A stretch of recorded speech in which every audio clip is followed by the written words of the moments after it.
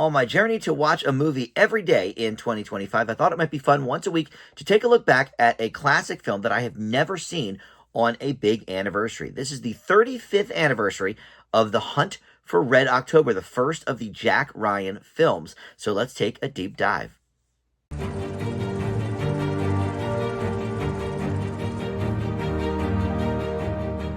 Hey guys, Dan here. This is Dan Reviews It. Welcome to my movie review for The Hunt for Red October, 35th anniversary. This debuted in March 2nd to be exact, of 1990. So this year marks its 35th anniversary. It is a movie I've seen sort of in pieces. It's something my dad watched, and so I'd walk in the room, and maybe I would see half of a scene here or there, but never sat down and watched the full movie until now. So we're going to talk about this here in just a second. First, though, let me welcome you back to Dan Reviews It. If you're a subscriber already, thank you so much for that. Love it when you guys return and check out my channel. But if you are not, please consider subscribing and click that notification bell as well, so you can get the alerts for all my new videos. You can just like this video or comment below too. That helps the channel out tremendously. And if you are into these older videos, I have a playlist on the homepage of all of these anniversary videos that I've done so far. I think there's 9 or 10 up there at this point, and more to come for sure. I've actually been quite far behind on getting these up. But anyway, all right. So this came with a $30 million price tag, but it made $122 million in the U.S. and over 200 worldwide. So obviously it was a big hit. And if it wasn't, I imagine maybe we wouldn't have gotten any of the other Jack Ryan films, but certainly this was a huge hit. It became the 6th highest grossing film in the U.S. for that year, and it's a hit with both audiences and critics. They both have it at 88% on Rotten Tomatoes. It's pretty rare that they agree that exact, the critics and the audience, but here we have an 88% for both. And this was Oscar nominated for 3 things, some of the technical awards: Best Editing, and Best Sound, which it lost both of those to Dances with Wolves, which is interesting because we'll get into that in a moment. But it did win Best Sound Effects Editing. Now they just have Best Sound as one category, but at the time they had a Best Sound Effects and Best Sound, and then more recently they had Best Sound Mixing and Sound Editing, and I never could figure out what the difference was, I guess, with that. So they just made it Best Sound. But this obviously is based on a hugely popular novel, the Tom Clancy book of the same name from 1985. It was a bestseller, but studios, even though it was the talk of the town, everybody loved this book, but studios kept saying it was too complicated a story for audiences to understand. This would not be able to be one of these movies that is filmed, or one of these books, I should say, that was filmed. And they kept working on it, and eventually they relented and came up with a good plan, and went to the U.S. Navy and said, "Hey, listen, we've got this book that we want to turn into a movie. Can we pick your brains a little bit?" The Navy was hesitant to help at first with production because they thought it might leak too much information with some of the specific dialogue. But they figured eventually that it could do for submariners what Top Gun did for fighter pilots a couple of years earlier. So finally they said, okay, well, maybe we can work with you on this. But a Navy captain suggested some changes to the script that would put the Navy in a more positive light. And so they went with some of those. And we always talk about, when I do these videos, I love talking about the sort of casting, what ifs, who they offered the role to, who they were thinking about for the role, etc.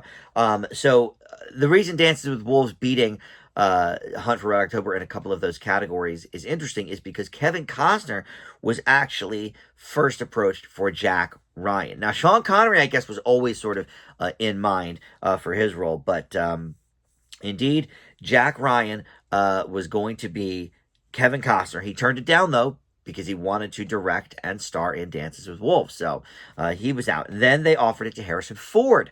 He also turned it down, but ended up replacing Alec Baldwin, who plays Jack Ryan in this movie. Harrison Ford played him in Patriot Games in the same Jack Ryan role. And it's very interesting because they actually did go to Alec Baldwin, not to get too far in the weeds in Patriot Games, but they said, hey, would you want to do this movie again, this character, Jack Ryan, and he, was a bit of an egomaniac, as Alec Baldwin, I guess, has always been. But he credits Hunt for Red October with really shooting him into the stratosphere. He'd done, more cult type movies like Beetlejuice and stuff before this, but this really, really upped his game, and so he thought, well, it probably should up my price tag as well. So he gave them this ridiculous price that he wanted, and they said, well, for that kind of money, we could just get Harrison Ford.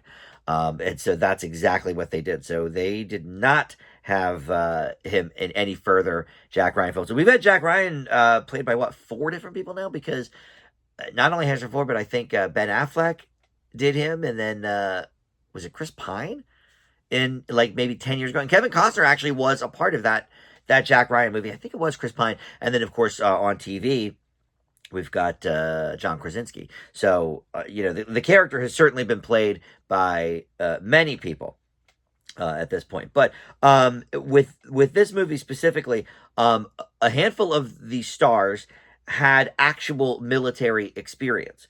Because you had Sean Connery was part of the Royal Navy. James Earl Jones in the U.S. Army, and Scott Glenn and Alec Baldwin both served time on subs. So they all sort of had that background a little bit. And some of the extras, in fact, a lot of the extras, were real San Diego submariners, because the producers thought it would be more authentic than having to train actors on, okay, here's, what you would be doing, here's what, these buttons do and whatever. And so they just had them as extras on the show, or on the movie. And Sean Connery at first declined the role. They faxed him over the pages. That's what you did back then. This is, 1989, I guess, is when they produced it. It came out in 90. But this is before email, or if it was, certainly on a large scale with email. So, yeah, they faxed the script to him. But it was missing the sort of prologue, because the script seemed implausible to him in portraying the Soviet Union as this ambitious naval power. So he was like, no, this seems unlikely. I don't think I want to do this. But finally, they sent the story to him, which set the story before Gorbachev's coming to power, when the events of the book would have seemed more plausible. And he said, oh, okay, now I understand a little bit more. And in terms of the dialogue, which this sort of is a negative for me in this movie, but they had to choose sort of, okay, do we put this in Russian for the Russian characters and do English for the non-Russians, or do we just do the whole thing in English and call it a day, because we want this to be a big blockbuster? And this time, certainly foreign films were not all the rage. They were very, very art house sort of projects. And so, do we really need our audience to read a lot of the movie? So they decided this compromise. And the film begins with the actor speaking Russian with English subtitles. But in an early scene, one of the characters, played by Peter Firth, casually switches in mid-sentence into speaking English to the word Armageddon, because that word is the same in both English and Russian. It's pronounced a little differently, but the word Armageddon is the same. So on that word, like a flick of a switch, now all of a sudden everyone is speaking English. Look, I don't love that. Certainly one of my negatives for the film, but I'm sure that it helped the film's box office to not half be in Russian. So after that point, all of the Soviets' dialogue is communicated in English. However, and this is another issue I have with the movie, but Connery continued using his Scottish brogue for the whole movie, and it just, every time it was like, dude. And Sean Connery, look, he's a great actor. I admit I haven't seen him in a ton of movies. Certainly right around that time he made the Indiana Jones and the Last Crusade. That was 1 year earlier, the big blockbuster summer of '89, and I've seen that. I've not seen any of his James Bond movies in full. Have I seen any of his like 70s and earlier 80s movies? I don't think I have. So, it's only been a couple times I've seen him, but I just was like, why didn't you at least get some sort of dialect coach for this? It just was so implausible. And then once we get to the climax of the film, there's a scene in which the Soviet and American submariners meet, and some of the actors do speak in Russian again at that point. And of course, they did not film in real submarines. They used a bunch of sound stages, 5 sound stages on Paramount's backlot. But it was still a claustrophobic shoot. Sean Connery had said in interviews that he was getting kind of seasick because they would tilt the set up to 45 degrees at points. So you really got that, the motion of the ocean, as they say. And one last point about Sean Connery. Not only does he use his Scottish brogue in the whole movie, but after counseling with the wardrobe and makeup departments behind director John McTiernan's back, Sean Connery arrived on set for his first day with this ponytail incorporated into his hairpiece. And once, Connery's influence had subsided, years and years later, McTiernan said in an interview that he was so angry with Sean Connery. In fact, he used an expletive in his quote, and that the Scottish actor tried to use his heft at the time to kind of bypass the director and go over his head. And it seemed like he might get his way until the director of photography, Jan de Bont, very famous, started laughing while he was reviewing the dailies and said that Connery's ponytail looked like a limp swinging penis. And so everyone started kind of making fun of him on the set. And so after like 2 days, he relented and the ponytail was gone. But I think that would have been another bad choice on Connery's part.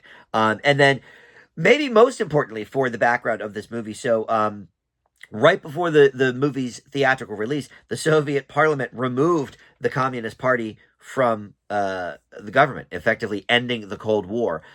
So does this movie even make sense, anymore to the present day? So they put up a little crawl at the beginning of the film saying that these events took place in 1984 during the Cold War. So then, okay, now we can see a little more clearly that this might be, something going on. Since it's not current day, okay, it's a little more believable, I guess. So, all right, so that's enough of the background. But in any event, we have an all-star cast here that I'll get into. But first, let me give you the brief plot summary. So I already talked about how it takes place in 1984. So the Soviet Union's best submarine captain violates orders and heads for the U.S. in a new undetectable sub. So the CIA from America and their military must quickly determine, is he trying to defect from Russia or is he trying to start a war? And so we have Sean Connery playing Captain Marco Ramius, the skipper of that Soviet Union ship known as the Red October. Jack Ryan, as I said, portrayed by Alec Baldwin. He is part of the CIA.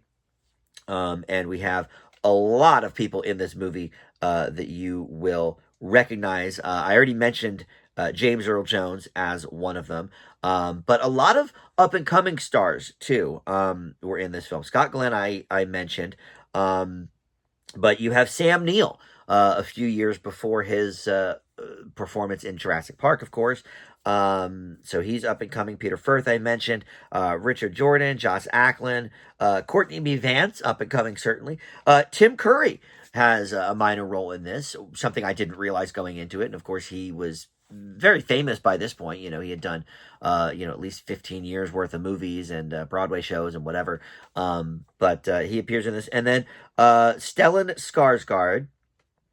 He, I guess, at the time had done some stuff. I feel like we know the Skarsgård name a little more now because of some of the progeny from Stellan. And then Jeffrey Jones from Ferris Bueller's Day Off and Beetlejuice, the first movie. Very, very popular actor at the time. Of course, he's had a lot of legal issues and did not participate in the Beetlejuice sequel and hasn't really made a movie in a long, long time. And Fred Thompson, who would go on to Law and Order and then his political career, he was in this as well. So a huge cast of people either that were famous at the time or up and coming. So, all right. So my thoughts on the film. Well, I've already talked about Sean Connery's Scottish accent. I just don't think it works. I don't think it makes any sense. And then the English dialogue. I understand what they're doing for the sake of, making this a huge blockbuster film. The people did not have to read half the movie. And I guess they would have had to teach a lot of actors Russian if that were the case. And Connery obviously didn't even want to lose his brogue, so how are we going to teach him Russian? So is that maybe bad casting? Look, he did great in the role, but I don't know. Would someone else have been able to maybe finesse that dialogue a little bit more? I'm not sure. And I thought the pacing was a bit sluggish at times. This movie is a bit over 2 hours.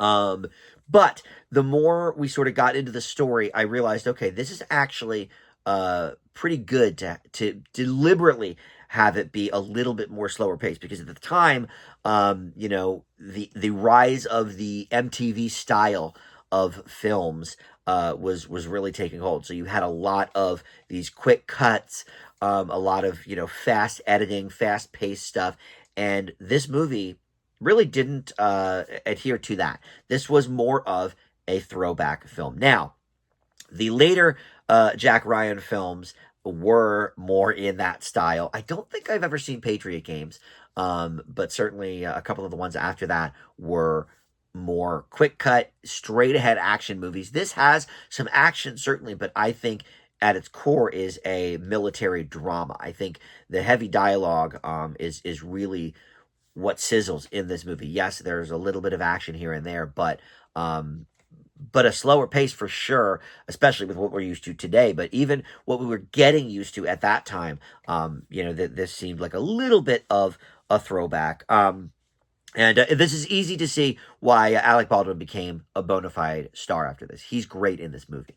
And I guess Beetlejuice is maybe the only movie I had seen of his predating this. I'm trying to think, maybe a minor role in something, but yeah, I certainly knew him way more after Red October came out, and he was being offered all of these parts in a lot of variety of movies too. Not just drama and action, but he did a superhero movie with The Shadow and all of this.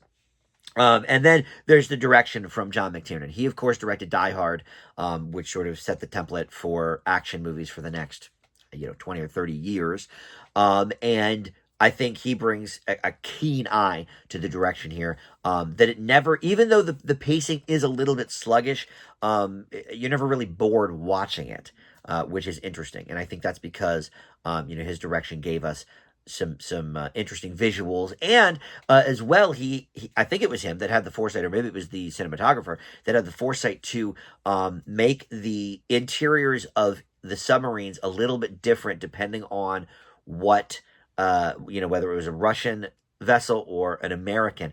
The color scheme is a little bit different for both, and it's a subtle difference, but it certainly helped me differentiate. Like, if I didn't see Sean Connery, since everybody was speaking English anyway, how was I supposed to know this was the Red October? Unless I really got to know some of the crew, which you do eventually. But in some of those earlier scenes, if Sean Connery wasn't in it, how would I know that was the Red October? Really, So I thought he really kind of perfected that close knit tension in Die Hard in some of those scenes, but here the whole movie is basically these close knit scenes, and I think he nailed that. The suspense works, and the thrills are parsed out well. Like I said, this is mostly a dialogue heavy and dramatic film, but we do get a few action sequences along the way that really make the film pop and do make it move a little bit quicker, between those dialogue heavy moments. And of course, the timing of the movie. The Cold War had just ended, so actually, I think the timing couldn't have been more perfect to put this movie out. I know everybody at the studio at the time was like, "Oh my God, the Cold War just ended. What are we going to do? Let's put up a crawl that says it's 1984." But I thought the Cold War ending like a week or two before this movie came out was perfect timing, because at this point, everybody in America, I'm sure, I can't really remember, I was like 13 or something, or 12 at the time, but I'm sure we all were breathing a sigh of relief or whatever. So a movie like this maybe would have hit home even more. But looking back, I can see why I never wanted to watch this movie. At age 12, this is not anything I would have been interested in at all. It is a very dad movie, and like I said, my dad did watch it. I forget if we had it on VHS or it was just on TV sometimes, but yeah, so I would see scenes of it here or there, clips of it or whatever. But it always seemed like something that would just bore me to pieces. And I must admit, even at my age now, I mean, this is still not the movie that I would be gravitated towards, but I am glad I saw it. Like a lot of these retro movies that I've been doing on their anniversaries, I am glad that I saw it. I leave The Hunt for Red October with a B plus. And this is one I watched on, I believe, Max. I always forget to look this up before the video, but I think this one was on Max. But it is a Paramount movie. Maybe it's on Paramount Plus. We'll look it up. I did definitely watch it on a streamer. This is not one that I had to rent or anything like that. So it is available on a streamer somewhere. Maybe it is Paramount at this point in time. But anyway, that'll do it. Thank you for watching and look forward to some more of these. In fact, I'm going to do a 25th anniversary of the Final Destination movie, the first one in that series, along with I just watched the new one, so I'm going to do those sort of back-to-back for your viewing pleasure. That'll be coming up very soon, too, on the channel. All right. Thanks for watching. We'll see you next time.